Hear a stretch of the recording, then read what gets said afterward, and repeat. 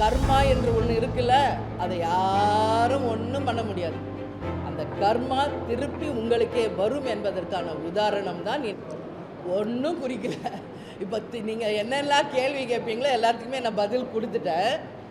கூட்டணி மரியாதை தர்மத்தை மதித்து நான் பேசாமல் இருந்தேன். சரிங்களா? ஒரு கண்ணியத்தை நாங்கள் மதித்தோம்.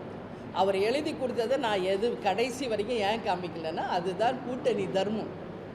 ஆனால் தொடர்ந்து அவருடைய பிரச்சாரத்திலும் தொடர்ந்து அவருடைய பேட்டிகளிலும் தொடர்ந்து தேமுதிகவை அவர் தரக்குறைவாக பேசினதின் விளைவுதான் ஏன் தேமுதிக இந்த முடிவை எடுத்தது என்பதை அவரே கையெழுத்து போட்டு கொடுத்த அந்த பேப்பரை நான் திருவண்ணாமலையில் காமிச்சேன். இது நாங்கள் எடுத்த முடிவில்லை, தேசிய முற்போக்கு திராவிட கழகம் எடுத்த முடிவு. திமுகவுடன் கூட்டணி அமைக்க வேண்டும் என்பது எங்கள் கழகம் எடுத்த முடிவு. புதிய அரசு அமைக்கும் போது எம்எல்ஏக்கள் ஆதரவுக்காக உங்களை அணுகுனாங்களா? ஏதாவது அமைச்சர்கள் தடை சொல்லியிருக்காங்களா? என்ன மாதிரி பேச்சுவார்த்தை பேசும்போது கூட பணத்திற்கும் பதவிக்கு ஆசைப்படாத கட்சி தேமுதிக, சோபா செட்டு கூட ஆசைப்படாத கட்சி தேமுதிக பேசுறீங்க. உங்களை அணுகுனாங்களா மேடம்? துணை முதலமைச்சர் கூட கொடுத்துருக்க வாய்ப்பு இருக்கு. உண்மை கூட அதுக்காக அந்த ஒரு வார்த்தையிலேயே எல்லாத்துக்குமான அர்த்தம் இருக்கிறது. யார் பேசினாலும் தெரிஞ்சுக்கலாம். இப்போது மற்றவங்க கிட்டலாம் யார் போய் பேசுகிறா? மற்றவங்களோட யார் பேசுகிறா? நான் எப்போவுமே இல்லை ஒரு நிமிஷம், நான் எப்போவுமே சொல்லிக்கிட்டு இருக்கேன். எப்போ இருந்தோ சொல்கிறேன், இப்பயும் சொல்கிறேன். கேப்டன் சினிமா துறையில் விஜய்க்கு மிகப்பெரிய அளவில் சப்போர்ட் பண்ணி அவருக்கு செந்தூர பாண்டி என்ற திரைப்படத்தை நடித்து கொடுத்து அவருக்கு மிகப்பெரிய ஒரு துவக்கத்தை ஏற்படுத்தியவர் கேப்டன். அதனால தான் எங்கள் அண்ணன் கேப்டன் விஜயகாந்த் அவர்கள் என்பதை விஜய் எல்லா திரையும் சொல்வார். அதைத்தான் நானும் என் அன்பு தம்பி விஜய் அவர்கள் என்று தான் என்னுடைய அனைத்து பிரச்சாரத்திலையும் எல்லா பேட்டிலையும் நான் தொடர்ந்து சொல்லி கொண்டிருக்கிறேன்.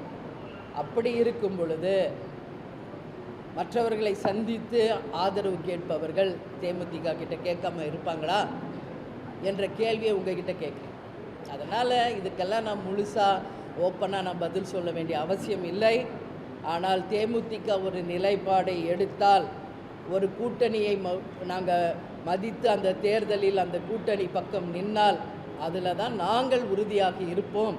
தேர்தலுக்கு முன்பாக ஒரு கூட்டணி, தேர்தல் முடிந்தவுடனே ஒரு நிலைப்பாடு என்ற நிலையை என்றைக்கும் தேமுதிக எடுக்காது. அதுதான் இதற்கான விடை என்பதை தெரிவித்துக் கொள்கிறேன். 2011 தேமுதிகவில் 29 சட்டமன்ற உறுப்பினர் பெற்றிருக்காங்க. ஒரு 2 ஆண்டுகளுக்கு முன்பாக முன்னாள் முதலமைச்சர் ஜெயலலிதா முன்னிலையில் ஒரு 8 சட்டமன்ற உறுப்பினர் இருக்காங்க. அந்த நிலை தான் அதிமுகவிற்கு இப்போ ஏற்பட்டிருக்கிறதா சமூக வலைதளங்களில் பலரும் சொல்லியிருக்காங்க. அதுதான் உண்மை, அதுதான் உண்மை. அதை இப்போ கூட பேசினேன். அரசன் நன்று கொள்வான், தெய்வம் நின்று கொள்ளும். ஒரே சாட்சி. முற்பகல் செய்யின் பிற்பகல் விளையும். வினை விதைத்தால் வினைதான் அறுப்பார்கள். அதற்கான சான்று தான் இது. அன்றைக்கி தேமுதிக என்ன செஞ்சாங்களோ இன்றைக்கி அப்படியே அவங்களுக்கு திரும்ப வந்திருக்கிறது. இதுதான் உண்மை. இதுதான் கர்மான்னு சொல்லுவாங்க. கர்மா என்று ஒன்று இருக்குல்ல, அதை யாரும் ஒன்றும் பண்ண முடியாது. அந்த கர்மா திருப்பி உங்களுக்கே வரும் என்பதற்கான உதாரணம் தான் இன்றைக்கி அதிமுகவின் நிலை. இது ஒட்டுமொத்த அதிமுகவினர் தேமுதிக நம்ம கூட இருக்கணும், தேமுதிக நம் தோழமை என்பதை அத்தனை பேரும் சொல்லும் போதும் அதை ஏற்றுக்காததின் விளைவு இன்றைக்கி அந்த கர்மாவை இன்றைக்கி அண்ணன் எடப்பாடியார் அவர்கள் அறுவடை செய்து கொண்டிருக்கிறார்.